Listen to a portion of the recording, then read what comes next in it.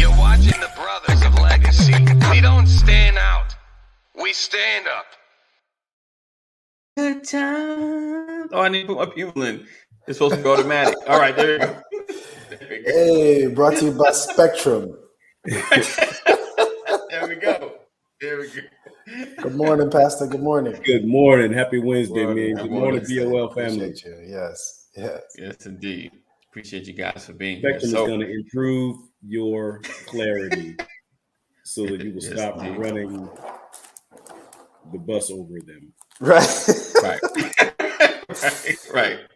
And just want to point out, I just paid them folks yesterday. I just paid them yesterday. For anybody with the jokes like, maybe you need to pay, I just paid them yesterday. All right, so I get into this. How to not get stuck in a financial struggle. First off, get rid of Spectrum. Then we're gonna get into right, that's it. I'm done. So we talk about sometimes when financial struggles happen, we can get stuck mentally. We can get stuck in a space where I got to do what I got to do to earn. I got to figure it out. And we go through the stresses and the ups and downs, and it can affect your relationships, friendships. It's just, you can get into a space where you don't want to be bothered. You just can't get out of it because, you're so focused on your finances that you can't move forward, and you have to produce, you have to create. But it's like this financial struggle has left you in a paralyzed state. I don't know if you guys have been there a couple times, just stuck. It's like, I just want to roll up in the bed and just disappear. But we all know that's not going to help anything. It's not going to change nothing. It's not going to make anything better, So today, I wanted to kind of get into those feelings. Got Matt on just to kind of break down how to kind of come out of that and some of the things we've done personally to come out of that.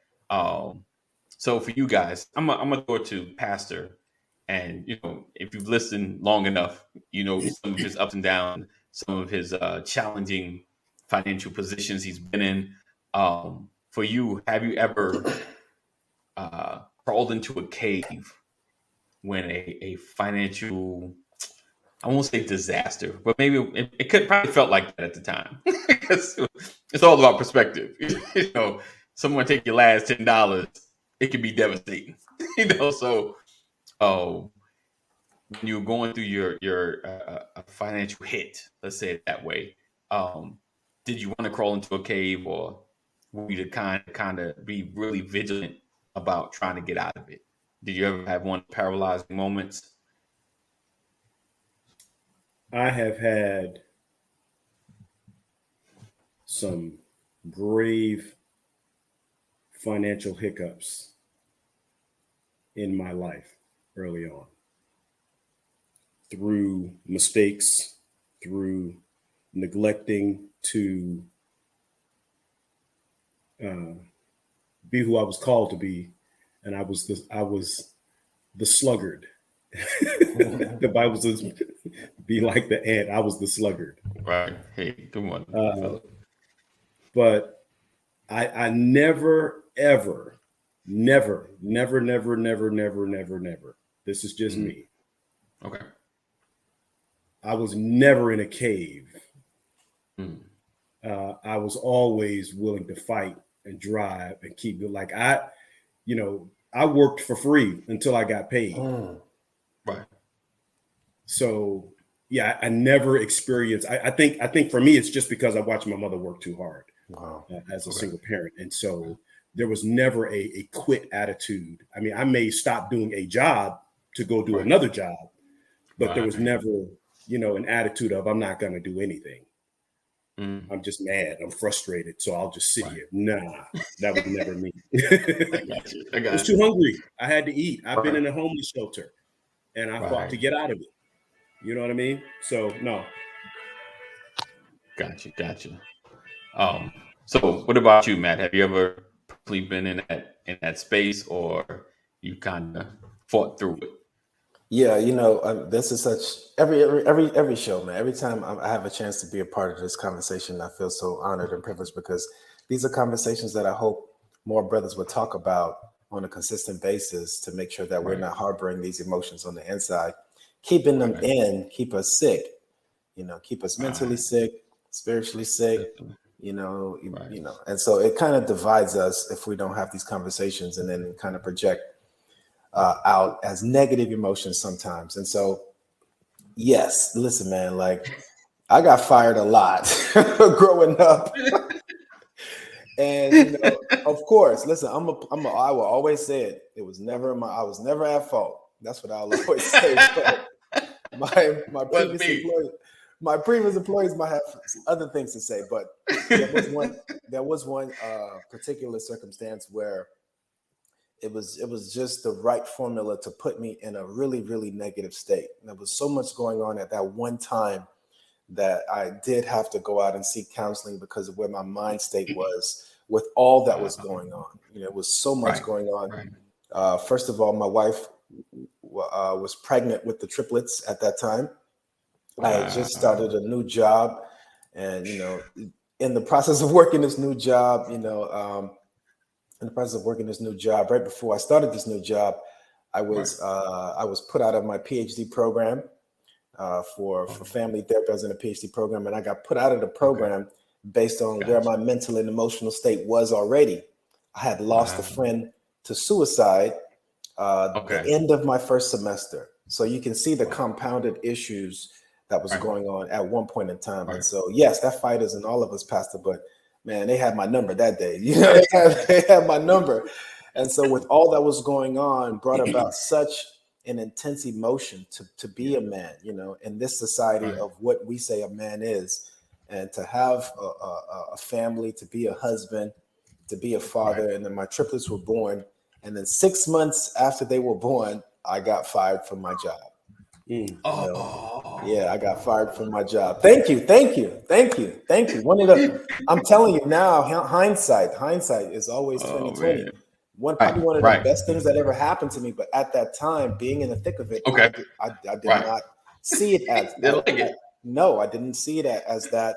You know, I was frustrated, I was angry, I was in a place of despair, you know. But one of the things that I learned is that I had to still see value in my manhood and my fatherhood and me as a husband, and learning that my contribution to my family and to my environment isn't just financial, you know. And so, man, I became super dad. You know, my wife gracefully was in a position where she can go back to work sooner. And so I stayed home for the next 6 months with the triplets and my eldest daughter. So I was, you know, daddy daycare, you know, at the house with my kids. But let me tell you how serious I took it. You know, anywhere I've ever been employed, one of the best things about, you know, me being an employee is that I'm going to give you 1,000%. You know, I'm going to make sure everything is on point. So this was my opportunity to contribute in a way that I think a lot of men don't necessarily see value in. So you better believe when my wife came home, the house was clean. My kids were, you know, they were all fed and, you know, they were all healthy, you know. And so I took that time. So I took that time so serious. Like it was such a joy for me to spend quality time with my kids, and the value that, you know, that I felt, the value that my wife felt, the value that I was able to pour into my kids was second to none. And so, yes, the financial part may have been lacking, but to compensate, not even to compensate, just to do what we're supposed to do in those other areas brought about another value that sometimes we just don't tap into. When we feel like we can't give in one way, then you have to find other ways that we are naturally, you know, capable of pouring into that sometimes we don't lean into. And so, I mean, it really helped bring about a different type of father, a different type of husband, a different type of man in me, being challenged financially and learning how to pour into my family in other ways. Well, that's awesome. That's awesome. Wow. That is awesome. Man. Yeah. Yeah. It's I will say wild. Like, I didn't want to quit. Right. I'm just saying I didn't. Right. You know? I wanted to run, man. Yeah. You know, you know, that anger is there, the disappointment, the shame, you know, and of course, when we are still in tune to what others are saying, it bothers you. Oh man, you ain't working, bro. Oh, right. Family members alike, friends alike. They be like, bro, you just got triplets, son. You just Thanks. I appreciate you. I heard a man say, this preacher in Metro Atlanta, Dallas Wilson, said this one day. He said that he was in the basement of his home. He was in a financial crunch some years ago, and he was depressed because his house was about to be foreclosed. Wow. That's how deep he was financially. Right. And he said, I was sitting in the basement, just in a funk, looking around like, Lord, what am I going to do if my house gets foreclosed upon? And he said, the Lord answered me so plain and said, move. Right. But what was so profound about it, it took me, when he was giving this testimony, you could hear I have no answer emanating from his spirit, right? Right. And sometimes when you have no answer, you have no movement. Right. Yeah. And so to me, lack of movement is not a killer. Right. The lack of a desire to move. Okay. You understand? Like you in your car, you're trying to turn it. Sometimes you don't know what you're gonna do. Right. You don't do anything for that moment. Right. You pause and you ponder. Right. And you await direction or for something to shift because you might move in the wrong direction. Indeed. Right. Yeah. So you can't mistake being immobile with a lack of a desire to want to move. Right. That's good. What's up, Kaneem? Good morning, sir. Morning, gentlemen. How you gentlemen doing this morning? Morning. All is well. So again, with how to not get stuck in a financial struggle. So Kaneem, going through your trials, tests, ups and downs, big wins, big losses. When you're in those spaces where the finances just ain't right, things ain't coming together, were you one of those that crawled into a cave, or you kind of pressed through and kind of like Pastor, you put that in between? It's like, well, I didn't say I didn't want to quit. I just didn't. I just kept rolling over. Like, I'm tired. This ain't working, but I got to keep moving. So when you're in that space, like how did you handle it? Did you get to the emotions like, I don't want to fool with nobody right now? Because why is it, this quick question, side note, why is it sometimes that's like I said, the second or third question when you meet somebody, hey, so what do you do? What kind of work you do? What you into? I mean, and it's like a natural, and if it's in the business work, I get it, but kind of like, you kind of get to that question, hey, so what you kind of, especially now, granted, especially if they got something shiny, or they ride like a Tesla, or if they roll up in a Lambo, like, oh, what you doing, brother? Right. What you into? Right. So, because let's keep it real. We're always thinking like, if they rolling up in something like a Rolls Royce, like, oh, what you got going on? Like, let's chat. What you got a secret? You just work this thing out. Or this money just dropped in you. I sell drugs. Okay. I did. Look like it isn't working for you. But y'all hiring. You need some help because it looked like your biz is kind of working very well. Like, I know some brothers. Yours is doing well. All right. Janine, how was your journey? Like, how did you take in the lows when it came to finances? Oh, shoot. Hey, Sam. Good morning. Oh, man. Morning. You let me tell it. I'm struggling right now. If you're gonna let me put it out, let me put it out there. Right. Oh, right. Man, I guess I mean, just pushing through, man. I done been without dollars a lot of times. Everything in my pocket made sound. You know what I'm saying? I'm used to it. When your dollars fold up, they don't really make no sound. But I'm walking down the street. This is jingling, ling, ling, ling, jingling, ling. You know what I'm saying? So I done been without a few times.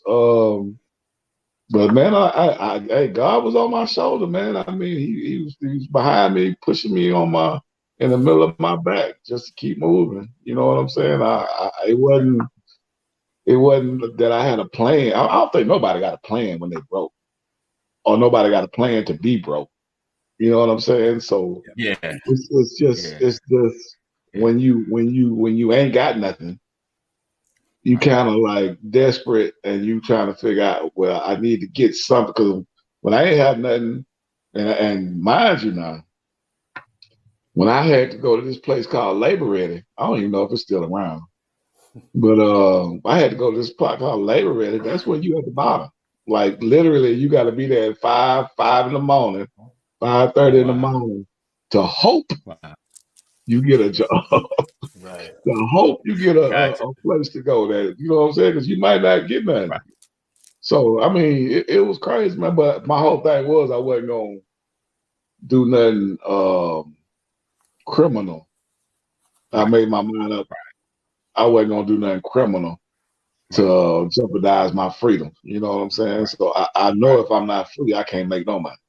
I don't know nobody who make money in jail. Now, don't get me wrong, unless you got strong ties, you know what I'm saying? Like if you really connected, you might, but you ain't really making dollars in jail. You know what I'm saying? Somebody else is you have fear for somebody on the outside to give you money. You're not making money.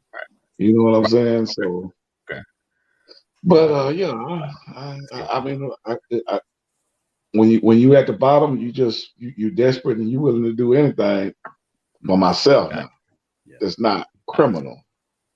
You willing to do anything to get money, man. I mean, picking up cans, doing scrap, cutting grass, going door to door, whatever it takes. You know what I'm saying? Can I take your trash out for $2? You know what I'm saying? whatever it needs to be. You know what I'm saying? So that's just me though. But once again, I try not to put myself in those positions. Once I've learned, once I've learned when you at the bottom, you learn how you got there. When you get to the bottom, you're like, how did I get to this spot? Oh, I did this stupid thing. Oh, I made this bad choice. Oh, I did. Oh, I won't be doing that no more. I won't be doing that no more. Oh, okay. So that'll keep me. Now, if it's an act of God and something happened from some outside of what you're doing, you know, if you got an illness or you know something else happened, then that's totally different. But if it's a choice you made or a decision that you made that puts you in that position, then it behooves you to learn and move forward. Because if you don't, then you just fool. What's going on now? See, there's a twin. Sorry, we got a little visitor today, you know. There's a twin. Just for a few minutes. Everybody say hi to Ayo. Say hi, Ayo. Hey, Ayo. Look, you say hi to Ayo. All I want to say is Ayo. Yeah, exactly. Exactly. So. All right, let's go. But that's it. That's what I got, brother. You know what I'm saying? When a financial struggle, you're in desperate situations, you do what you can to get out of it. You know what I'm saying? And once you get a consistent form of income, you kind of stick with it until you find another avenue or another path to do something that you really want to do. At least that's been in my experience. Yeah. So so let me ask this. And we, you know, as Brothers of Legacy, we talk about legacy. You know, we've gone through our training periods of learning how to deal with certain situations. You know, for the most part, if we lose a lot, or we lost everything, we have a mindset to kind of, okay, boom, where we at? What happened? How can we get back at least square, where we at least decent? You know, we may not be as comfortable, but we can get decent. do we, or have you guys? I don't think I have. Maybe in small pieces, but have you trained your kids or talked to your kids about like having those almost survival skills? You know what I'm saying? Like, what happens if you don't have anything? You know, like if you lose everything, you know, and you like, I'm gone, you know, mom's gone, like your safety net, your come back homeness is like not there. You know, like, would you know how to pivot, and is there a way to kind of train your children, you know, to be ready for that kind of space? Because one thing I like about Kaneem, because he's learned trades, right? So right now, no matter what happens, there's certain trades he can lean back on. Like, oh, you got a problem with your air conditioner? Let me help you out, brother. You know, like I can help fix that, or even, you know, even because I think like you may have to have like current licenses for certain things, and I'm not sure where he's at with it, but he knows it. So if someone's in a desperate situation, it's like I can service it. You know what I'm saying? Like I can at least get you back running until you maybe get a licensed professional through or whatever. You know, however you set it up, you have the skill. You know what I'm saying? Like you know what to do. You know how to handle it. And I, you know, like I respect people that can fix cars. Like that's a skill that everybody's always looking for a mechanic. You know, someone's gotten stuck on the road. Like, hey, what's wrong? Oh, you just need such and such. Man, I give you $100 if you could just get my car running. You know, like just get me going. Be like, I need that 100. Need your car running. We good money. Like, you know.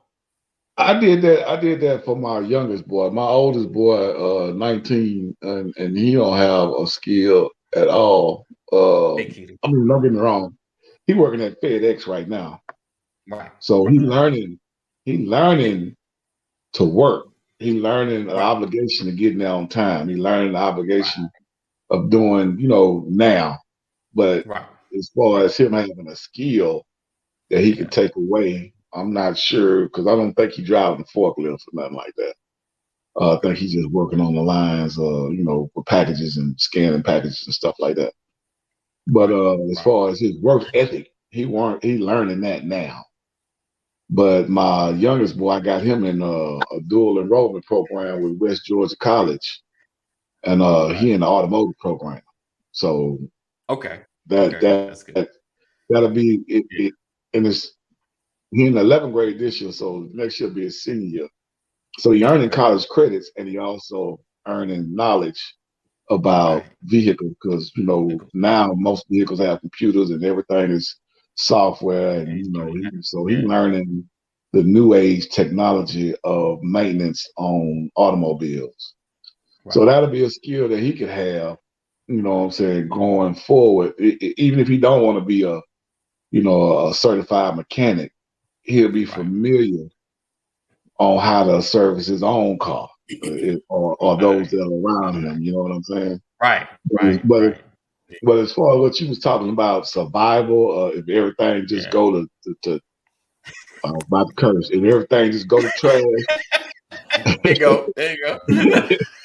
If everything just go to trash, no, I can't say that. I can't say that none of my kids would be able to survive, because they don't know. For one, ain't none of them over 20. You know what I'm saying? So they still kids. And I don't. I mean, don't get me wrong. We done been fishing. We done been. I mean, they know how to, you know, the skills of harvesting. But as far as survival, without help or some type of mentorship, nah, they would. I don't think they would survive. Let me say that. Right, I got you. I know, because we know what we think they know, but then they may surprise us like that. I figured this out. Like, okay, yeah, I mean, you know, like, I done hooked this thing, but I done made it work. Like, all right, like, I didn't know you. But knew. Like, you give them a knife and tell them to go out there and survive.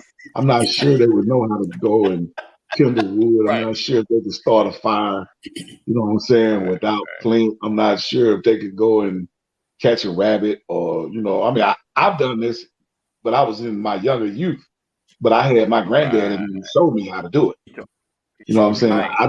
I didn't show my kids how to hunt. I didn't show my kids how to You know what I'm saying? So that it will be different. And that's why I say I don't think they would, but I would hope they would. Right. But my first mind is saying that they would not. Right. I get you saying. I got you. What about you guys? And well, Matt, you got the young. How old is your oldest? Yeah, my oldest is 10. The oldest is 10, okay. and the triplets are 9. So, you know, what I'm teaching my kids and speaking to my kids about are conversations that I didn't get a chance to have with my father that I wish I had with my father. And it's not just about the skills that they need to attain. I think it's about the mindset that comes with a scarce mentality, you know, a mentality that things can't replenish, you know, like there isn't a wave of abundance coming your way, you know. And so sometimes when we get into a space of struggle, or whether it's financial or any means, what happens is that we get to a state of agreeing with that reality, you know, believing that this is where I am, this is all I know, this is, you know, like we accept the struggle as if it's a part of our identity, which then perpetuates that struggle into your future, you know. So I think one of the conversations that I'm continuously having with my kids is how to get unstuck in the I can or I don't know, you know, like where do we learn that I can and I don't know? We have brain capacity beyond anything that we could imagine. So my job is to unlock that potential now by feeding them the right understandings of what their brain has the capacity to do. You know, there are two mentalities that we have. We have somebody can have a growth mindset or a fixed mindset. That growth mindset allows you to always, you know, be able to learn a new skill, a new trade. When I was in grad school, I had people that were twice my age in grad school. And I was old in grad school. So, you know, and it was so impressive because it just shows the potential of the brain when you see people still learning new skills, still being able to be hungry. You know, I think Pastor said that earlier, not being able to just lay down and be content or accept that reality as if it's truth. It's truth for the moment, but what are we going to do to shift from that position? I think that's what I'm locking in my kids' mind, you know, like, yes, you know, dad, I tell them all the time, dad got fired a lot, you know, like, you know, but that didn't stop me from going and going to, you know, find something else and do something else and use all of my skills, you know, and helping them unlock not just one talent, but having them tap into a variety of skills and sources that already may be inside of them. And so trying to change the emotional barriers that are there. When we get frustrated, we're not giving our best. You know, when we're mentally exhausted, we can't give our best. Motivation is not there. But when we have clarity, when we have an idea of hope, of joy, of abundance, then that changes the mental state, which allows you to emote differently and show up differently. Imagine two people show up for an interview. One person's like, yeah, I already know you're going to give him that job, you know, and be like, all right, well, thanks for coming, you know. Another person that's kind of enthusiastic about just the opportunity for being there. You feel that energy. So it's something that's in here that needs to shift. And those are the conversations I have with my kids to make sure that that type of frustration of being stuck doesn't stay on them. Yeah. Okay. That's good. That's good. That is good. I think that overcoming is a big one. Yeah. Definitely the I can'ts. Yeah, that's a constant battle, you know, when they say that, like, dude, like, you can, you know, like, I can't never learn this, you know. That's been mine. I can't. I'm like, you know how to walk, don't you? You didn't always know how to walk. like you'll get this. You'll get this. All right. What about you, Pastor? What are some of the survival principles that you've been teaching? I love what Matt was talking about, because again, we talked about this either yesterday or Monday, that fundamentally it doesn't matter, because fundamentally your approach should be the same. If you're in a financial struggle, you know, that's just one type of struggle. And the way that you fight your way out of that is the same way you fight your way out of any struggle. And I think it goes back to what Matt was talking about earlier. Affirmations, the struggle with that I can't mentality.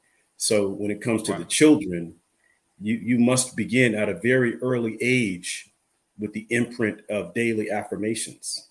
I can, I will, I shall. Right. You know, and when that becomes the foundation of their train of thought, and I'm talking about as you embrace your day, when you wake up, right. This is a new opportunity for me to go higher. When that becomes your daily mindset, what happens as you get older is sometimes you forget those affirmations. I've got my last two in college, and I'm having to remind them of those affirmations because the world kills your affirmation. Right? Situations, people. You know, what did Matt say earlier? Oh man, you got triplets coming and you don't have a job? People do it. They come in and they erase what has been implanted, and you start believing their report. Right. That's why when he said you begin to agree with your situation, you know, you're starting to agree with the report that has been put in front of you as opposed to what you know to be true. Right. That's why the old folks, you said you got to know that you know that you know. And so for me, I explained to my children my struggles, and I explained to them how I got out of it. So from a financial perspective, you know, I go, it goes all the way back to the now later candy for finances. Eat some now, save some for later. I never, ever forgot that. Now laters was the greatest gift mentally, not sugary.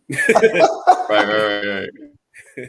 But you eat some now and you save some for later. Right. And it's at its most basic tenet, that's what you have to do from a financial perspective with your children. Right. Definitely. That's good. I want to get to a quick comment that Jeff point out. He said, I primarily talk to my kids about the importance of saving and not spending every penny. But we're Jewish, we can't help it.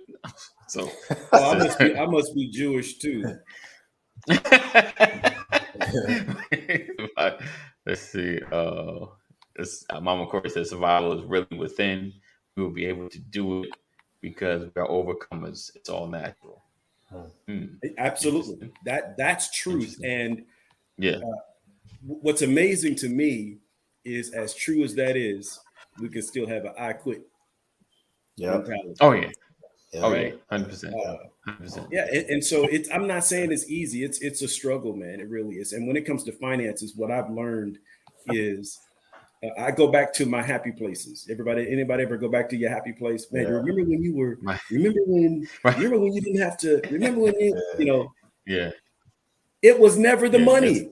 It was never the money. Right? That's definitely my dream, bro. So silly. Right? It's like when you think about those happy times were never connected to finance. Right.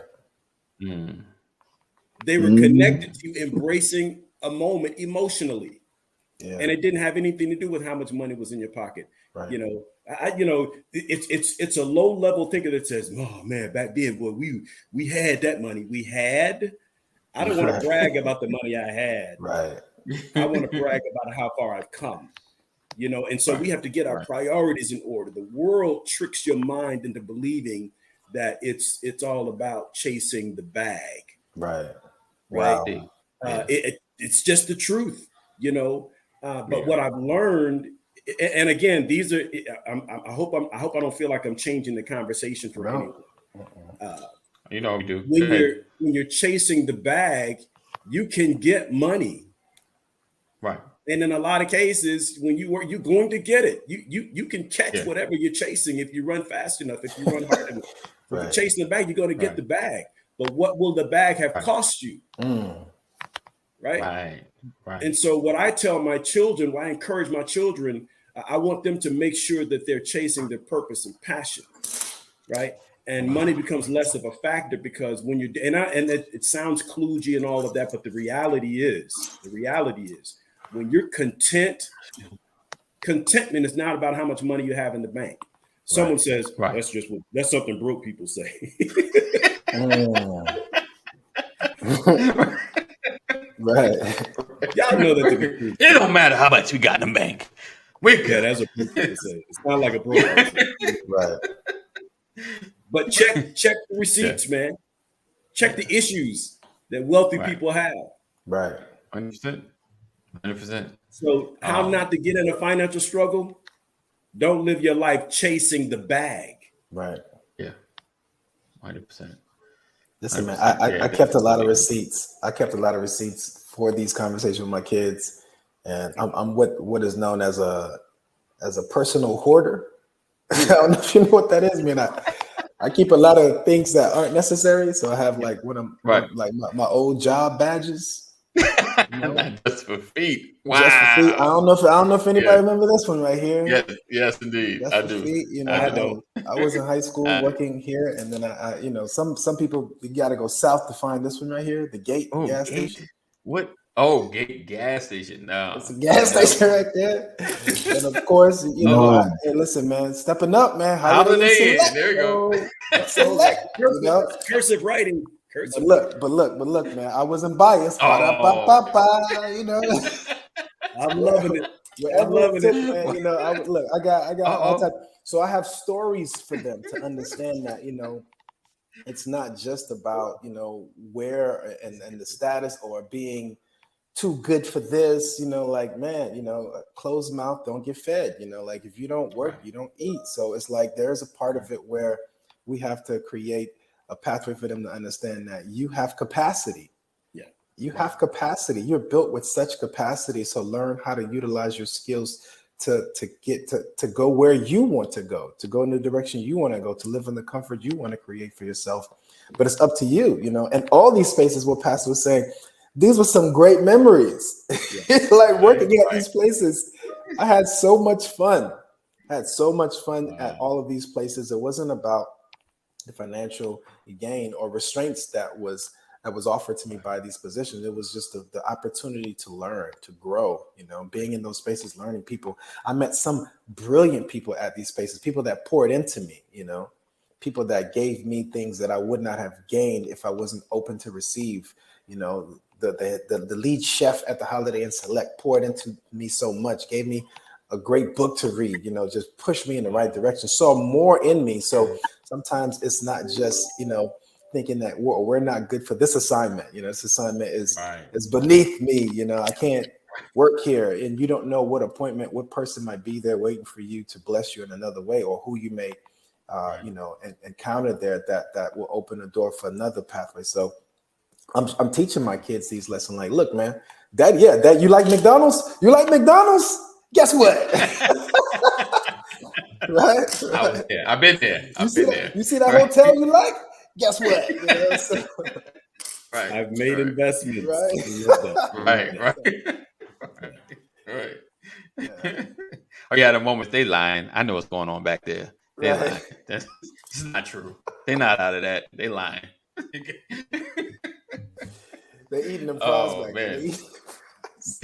Definitely sharing the journeys that it matters, because it makes it more relevant. You know, it's not just you as a parent telling your kids, you know, something that you might not have lived, you know, like, or they feel like that. You don't know, you got this, you're already here. Right. We see you, you know, you got it. It's like, but I had to get here. Like, how do you think I got here? You know, this job, that job, and I learned from this and that, you know, and knowing your journey definitely matters. Knowing your journey definitely matters. You know, my brother named, I know this brother who posted something. I say it because he posted it publicly. So it's public information now. I love it. His name is Herman Troop, and he posted something on social media the other day. And he said something to the effect of, God is so awesome. I'm home with my family and all my bills are paid. Wow. Nice. And I looked at it. I'm like, that's a man sitting on top of the mountain. Yeah. Right. Because he's proud that his bills are paid. And there's so much to that, man, in this day and age, to say that out loud, to say that publicly. I'm content because all of my bills are paid. Right. Someone would say, that's all you want? What more is there? Right. What I love about the statement is the The Bible says, in whatever state I find myself therewith, to be content. I'm content, but I still want more. Right. You know what I mean? I'm content with where I am. I'm grateful for where I am, but I'm not satisfied. Right. Right. That has to be the attitude. And so I take a moment like that and I freeze it like a Polaroid still picture. Right. And I appreciate it because I know what that feels like. Right. And some of us, there are certain people that have never had to worry about how their rent is getting paid or how their mortgage is getting paid or how much the light bill even is. They don't even see it. Never had to think about it, And that's great. That's awesome. But that's not everybody. Right. So I tell my children, let's not get so caught up in, remember I said the other day, life is not to be measured laterally. Right. You can't base your success on the success of your peers. You have to measure your life based on where you started to where you are. Then you can be real with yourself, right? And so if you started with more and today you have less, then you have to recheck your steps. What did I do wrong? That's how you what happened with me when I ended up in transition back in 1990 is I ended up there and I realized, wow, I didn't save enough for this season. I ran out. I was moving from one state to another, and I ended up running out of money before I found the job. Wow. So I didn't plan properly. Right. Does that make sense? So that's on me, right? My family was impacted by that. So I had to pick up the pace and keep pressing and keep going forward to get out of that rut. And then the goal was to make sure I planned better so that if that, like, and another experience was when I'll tell you how I proved I learned my lesson. When I moved from California to Georgia, I resigned from my job in like July of 2004. We had just had a baby. Rachel, my last child, my fifth child, had just been born. And here I am resigning from my job, talking about moving to a whole nother state. Right. People were like, what are you doing? I mean, I had people in the church like, nope, you ain't going nowhere. That doesn't make any sense. What are you talking about? I'm like, I've been led to move my family. They didn't get it. But what I did was I made I was making more money than I had ever made previously in my life at that time. And so we were saving money. I said, okay, if I leave my job now, because I was concerned about taxes hitting me at the end of the year. So if I leave my job now, then I'll be able to benefit from the taxes from the move. Right? Write it off. Okay. Move. I had enough money saved. I said, okay, I'll save enough money to be able to last through the year and into next year, so I don't have to worry about finding a job until January of 2005. That's how I planned it financially, right? Right. That's how I applied the lesson from 1990. In 1990, I didn't save enough money for the move. You didn't pack enough food for the trip, right? Right. In 2004, I made sure I packed enough food for the trip, and I ended up getting a hiccup. Now watch this. This is Matt. You'll appreciate this. Ken, you'll appreciate this. I was given an opportunity to stay with someone when I moved to Georgia, and the day after we got here, we were told, I need $700 rent. The day after I got here, so I'm thinking that someone is extending us, giving us time to look for a house, for me to find a job, and all that. And then I got in the state, and within less than 24 hours, the person said, I'm going to need some rent from you. So that impacted what I was saving. Right. Think about that, because now there's a $700 monthly expense that I didn't count on. You're playing for I have no revenue coming in. Right. So I said to my wife, this is what I said. I said, I'm not changing my plan. Because with this move, I anticipated a hiccup, a financial hiccup. Right. So I made sure that I saved enough to cover a financial hiccup. Right. And what I told my wife is we will still be diligent about me finding a job. My commitment was I'm going to find a job in January. And guess what? The job I got in January, my wife found it. Nice. So you learn the lesson. I know it's a long story, but the lesson was learned, and I was able to apply the lesson learned. We were able to buy us a house, and move on. Not that we didn't have any future financial challenges, but we made it through that storm because of the lessons learned. And I share that story with my children. So when they hear stories like that, they will understand that things can happen. And no matter how much you plan, something can still get twisted in the process. Definitely. But it's never the end. You said something about it, like it's the end of the world. It's never the end.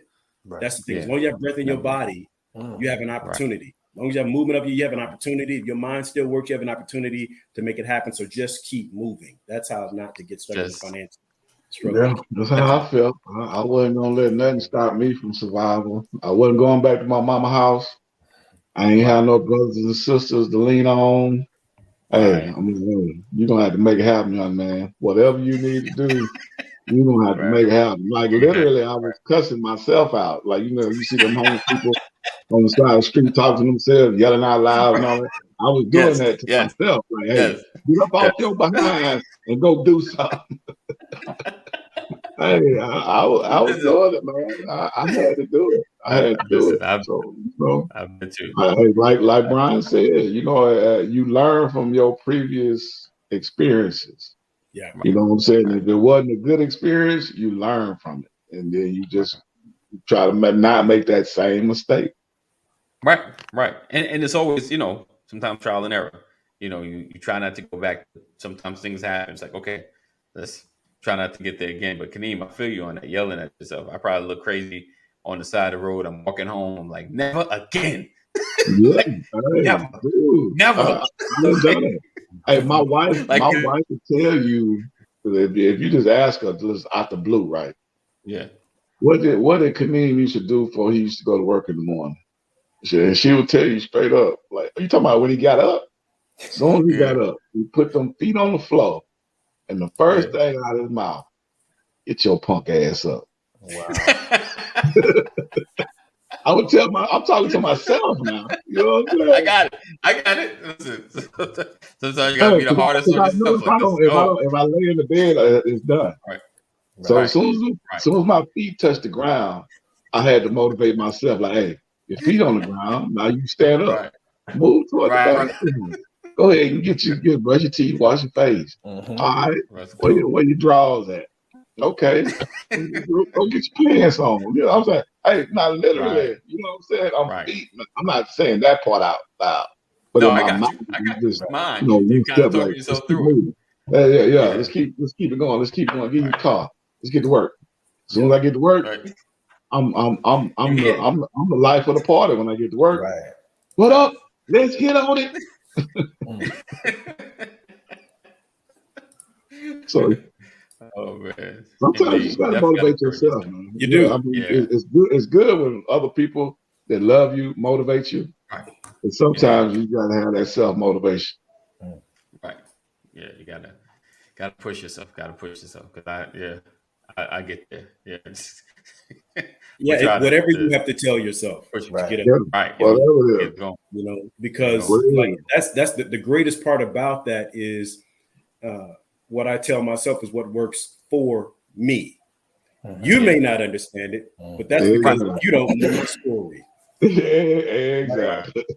Yeah, exactly. I love that, man. Yeah, definitely. My mom had to say that to herself just to get up and discipline us, to whoop us.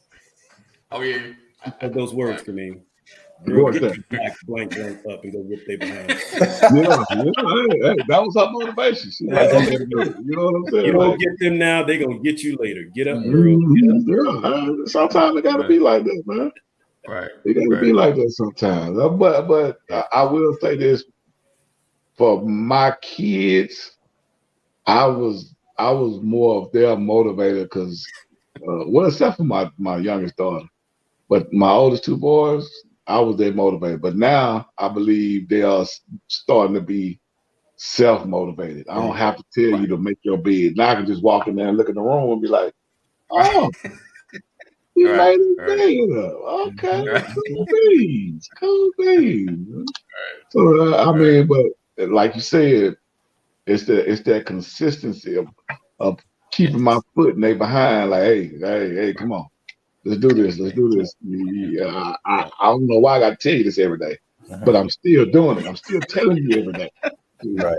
But now that they, 16, 17 years old, I think the light switch might just flicked on. Be like, oh, coming okay. on. Oh man, I do need to make my bed. I do need to vacuum my floor. I do need to go ahead and wash my behind without somebody telling me. I do. Smelling funky. No, it's been 3 days. Get in the shower. Hey, my youngest boy, he taking 2 showers. He take a shower when he get home and a shower when he go to school in the morning. I said, oh, okay, you're super clean now. Right. He's trying to smell good for somebody. I can't wait to see what she look like. So, listen, guys, we appreciate you guys for rocking with us. Another edition of the Brothers of Legacy. Preferably, you got something out of this. Find a way. Don't get stuck in your head and your mind. Just keep moving. If you got anything out of it, just keep moving. Keep moving. Don't allow the financial struggles to paralyze you, to keep you from producing more, because it'll get you off track if you focus on the problem and not find a solution. Focus on the problem, not find a solution. All right. Any last words that you want to share? Matt, I put your Instagram. If you want to connect with this brother, I put it in the comment section. So make sure you connect with him.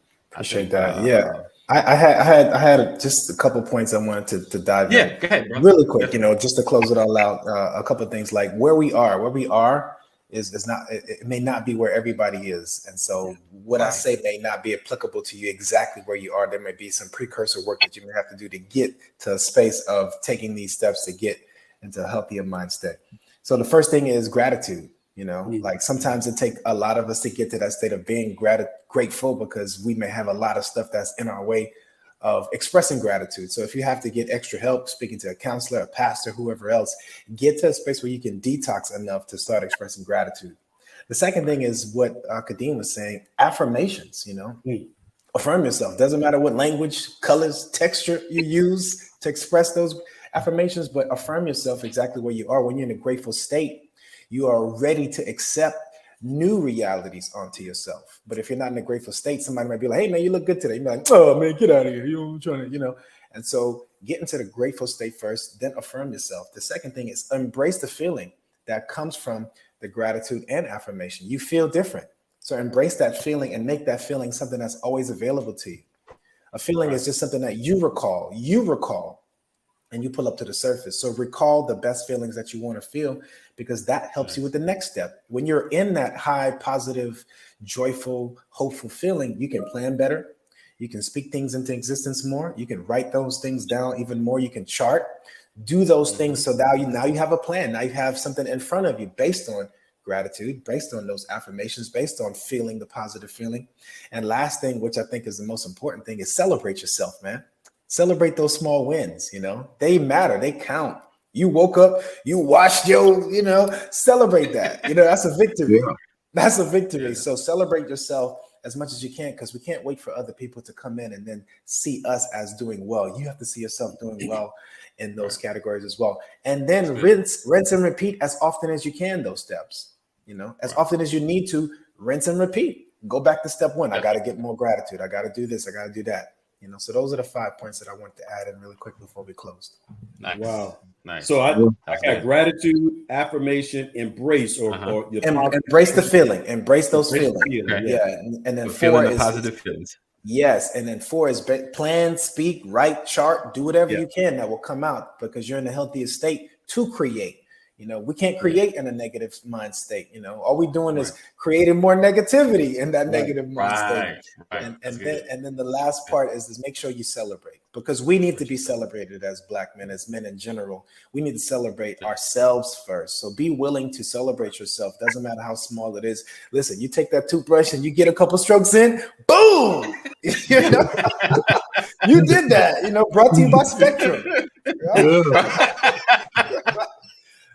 So celebrate yourself, and then repeat it as often as you have to, as often as you need to. Repeat those steps, and you'll find yourself in a different state in a matter of weeks, months, or however long it takes. Wonderful. Awesome. Wonderful. That was good. Awesome. All right. Appreciate you guys for rocking and hanging with us. Listen, as always, make sure you share, because sharing is caring. Make sure you're tagging other people and letting everybody know that we are here. Make sure you are connected to our text community. Text LWN to 84576. Text LWN to 84576. Never miss a broadcast happening on the Legacy Walker Network. What is that last comment? Appreciate it, Mama Corey. Awesome conversation. She also, let's see, where was it at? Oh, I lost it. But yeah, so I appreciate you guys for being here. And if you looked in the comments, I pinned them both on Facebook and in YouTube. We want to continue to bring broadcasts like this and bring more of experts out and great talent. And only you, I can't even come up with a good line right there. But make sure you're supporting. We appreciate your support being here. We also appreciate your financial support.